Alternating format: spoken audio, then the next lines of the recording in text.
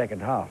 This is a player more or less a little bit like Kuhl, who can make, even being tired, even being absent during some parts of the game, once all of a sudden they can make the difference. And I was happy that he went off the pitch. Then that threat of danger was off. Recoba's obviously their best player, and for him to get taken off is a blow for Uruguay. But on the other side, it's a positive for us. 1-0 after extra time, you go to the penalty shootout. Then, of course, it always comes down to who has the personality to deal with that pressure cooker situation. No one had Lucas Neal second and Tony Vidmar third, I can tell you that. Most of the time, defensive-orientated player, they have a huge responsibility in their mind. And I've seen them several times, even in August, even in September, practicing, hey, take a penalty and I'll judge on distance. And I said, Lucas Neal, he puts the ball, go back, makes 1.5 steps to his left and flicks it in. All his practice was very serious. He didn't fail once.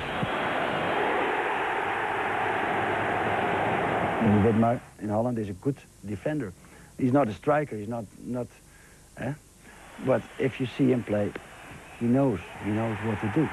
Those defensive-oriented players are having a lot of responsibility.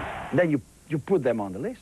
You were also going to make a change for the shootout, weren't you? You were going to put Kalac in goal, Željko Kalac, the reserve goalkeeper, big, huge, dominating goalkeeper, and replace Mark Schwarzer. But what made you not do that? After all, it was one of the good decisions not to have made that decision. Statistics were a little bit in favor of Kalac. We had some penalty shootouts where he was playing with our players and they got frustrated that they shot wide in practice. And also in the games, he got a very good statistic on penalty kicks. Schwartz is a little bit more nervous, in a good way of the word. More instinctive, maybe? Yeah, more a goalie who is going very quick. And so I talked a little bit to him before we got the penalty kicks. He said, what are you planning? I said, they all having their start towards the ball rather slow. And then he was very keen. He said, no, then I wait. Okay, that's good. When you wait and don't give them the chance to wait and see the open goal, so wait, play with that. And he did, and twice he was very successful. You saw the delight on John Aloisi's face. You brought him on, of course, as a substitute in extra time. We were planning to bring him, of course, because he's very strong, he's very committed, he can make his goal, but also he's very confident in the penalty shootout. As soon as I got the ball, I knew where I was going to hit it. The day before, I practiced about 5 penalties and all in the same corner, and I hit them perfect. And I knew that I just had to hit it again the same way, and as soon as I saw the net move, I just went crazy. It was an amazing feeling. So Aloisi scores, the Telstra Stadium absolutely erupts. You've seen a lot of incredible football sights in your time. Where would you rank this?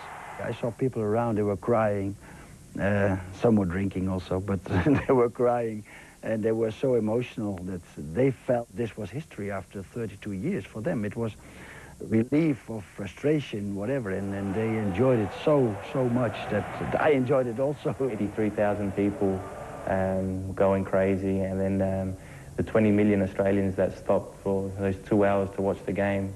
And the next day when you hear everyone that were all crying at the game, that, you know, people, they've been waiting for so long for Australia to make a World Cup, it's to feel that you've made someone happy like that, other than making yourself happy, it's something that it's very special for anyone, I think.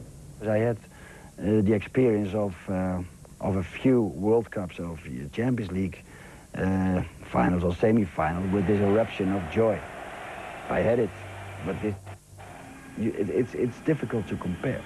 It is difficult to compare, but it was impressive to me as well. You mentioned previous World Cups. You got to the semi-finals with Holland in 1998. You got to the semi-finals with South Korea, something that most people thought was impossible in 2002. What are the expectations now for Australia in 2006? We must be realistic, not thinking that we can conquer the world now. But on one hand, you have to be realistic. But on the other hand, I think this team, yeah, you never know. This team is relaxed and has got his experience now on world stage, why not try to make a fantastic second step? It has